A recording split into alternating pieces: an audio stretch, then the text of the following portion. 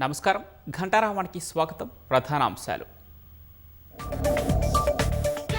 రాష్ట్ర వ్యాప్తంగా ఠారెత్తిస్తున్న ఎండలు. ఉదయం 11 గంటలకే నిర్మానుష్యంగా రహదారులు.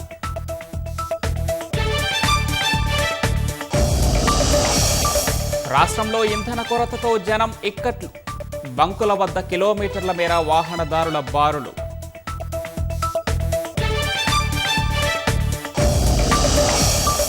చమురు నిల్వలు సమృద్ధిగా ఉన్నాయన్న పౌర సరఫరాల శాఖ. నిన్న ఒక్కరోజే 29,939 లీటర్లు సరఫరా చేసినట్లు వెల్లడి. విశాఖ గూగుల్ డేటా హబ్కు శంకుస్థాపన. శిలాఫలకం ఆవిష్కరించిన ఏపీ సీఎం, కేంద్ర మంత్రి వైష్ణవ్.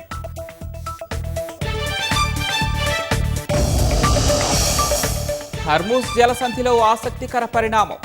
దిగ్బంధనాన్ని దాటి రష్యా విలాస నౌక ప్రయాణం.